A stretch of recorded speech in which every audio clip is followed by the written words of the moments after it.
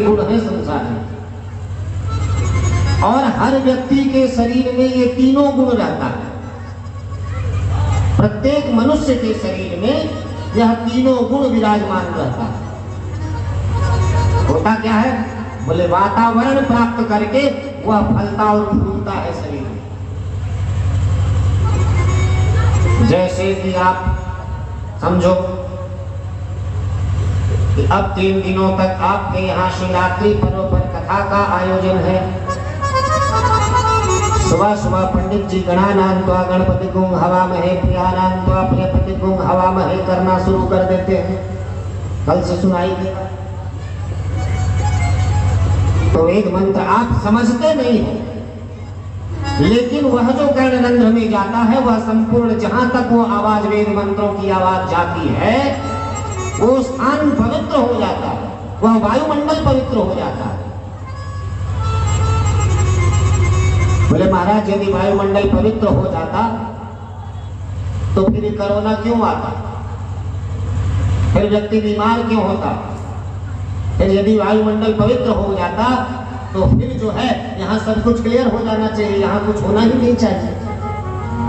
तो आप विचार करो कि जीवन में आप अपने मन में हृदय पर हाथ रख करके सोचना कि आप जीवन में कितनी अच्छी बात बोलते हो, कितनी अच्छी बात सुनते हो, और जीवन में कितनी खराब बात सोचते हो और कितनी खराब बात बोल जाते हो। दोनों का बराबर वर्गीकरण करके मिलाना। तो 3 साल भर में पंडित जी 3 दिन के लिए आए, मंत्र पढ़ दिए, हम 3 दिन 2 घंटे आपको कथा सुना दिए। उसके बाद आप कितना कितना क्या बोलते हो? आपकी आवाज ज्यादा है कि हमारी आवाज ज्यादा समय तक है, बताओ। इसलिए जीवन में अच्छे शब्दों का प्रयास करना चाहिए। करते कर्म करो विधि नाना,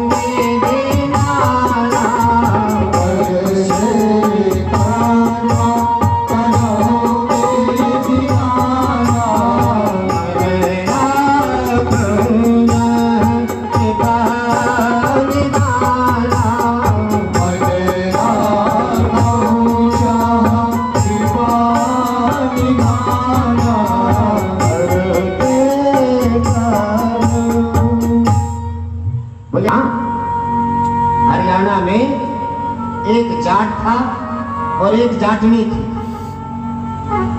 एक जाट था और एक जाटनी थी। तो जाटनी परम भक्त थी भगवान की, हमेशा भगवान का नाम लेते रहती थी, लेकिन जाट कभी नाम नहीं लेता था। जाटनी रोज कहती थी कि आप नाम को नहीं ले वो, आप नाम को नहीं ले वो कहती मुझे नहीं लेना नाम। जीवन भर यही चलता रहा। क्रमशः संयोग से एक दिन की बात है कि जाट बूढ़ा था, दरवाजे पर बैठा था, अनायास उसके मुख से भगवान का नाम निकला। जैसे ही निकला, जाटनी वहां गोबर चुन रही थी, जैसे ही अपने पति के मुख से भगवान का नाम सुनी, उछल पड़ी। धार्मिक प्रवृत्ति की थी, मन में बड़ा खुशी हुआ कि आज हमारे पतिदेव के मुख से भगवान का नाम निकला। बहुत प्रसन्न हुई, घर को गोबर से लीपा, उत्सव मना रही थी, पूरी बनाई, हलवा बनाई, खीर बनाई। जाट ने पूछा भाई आज इतनी खुशी क्यों हो? बोले आज मैं बहुत खुश हूँ, जीवन में इतनी खुशी मुझे कभी नहीं मिली। बोले क्यों? बोले आपके मुख से कभी भगवान का नाम नहीं निकलता था, आज आपके मुख से भगवान का नाम निकला। बोले हाँ मेरे मुख से भगवान का नाम निकल गया? बोले हाँ निकल गया। बोले जब निकल गया तो मैं जी कर क्या कहूंगा, वो भी प्राण छोड़ दिया। तो ऐसे लोग हो तो भगवान का नाम मत लेना कभी, निकल जाएगा तो तुम भी निकल लोगे। नहीं तो जीवन में हर क्षण नाम का तप का एक प्रयोग करना चाहिए। बोले उससे जीवन शुद्ध होता है। बोले महाराज जी ये तो फालतू वाली बात कही आपने, हम लोग काम धंधा करेंगे कि दिन भर राम नाम जपेंगे, हम कोई साधु महात्मा है? ऐसा होगा क्या? खाना बनाना पड़ता है और सारे काम हैं, तो साथ में कैसे हम भगवान का नाम लें? नहीं ले सकते। विचार करें, ऐसा हो सकता है क्या?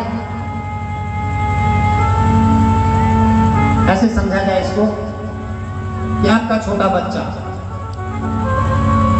4 बजा, 5 बजा, 6 बज गया, अब चिंता बढ़ने लगी घर में सबको, कहाँ गया कहाँ गया कहाँ गया। कुछ लोग खोजने निकले, घर में भी लोग परेशान हैं। अब दिमाग उनका कितना अस्थिर हो जाएगा। 3 घंटे हो गए बच्चा आया नहीं है, परेशान। तब तक कहीं दूर से आपके यहाँ 2 अतिथि आ जाए, तब आपकी स्थिति क्या होती है? बोले दौड़कर उसको शरबत भी, पानी भी देना है, चाय भी देनी है, यदि ज्यादा दूर से आए हैं तो जलपान भी देना है। ये सारी क्रिया चल रही है। आप नाश्ता भी देते हो, आप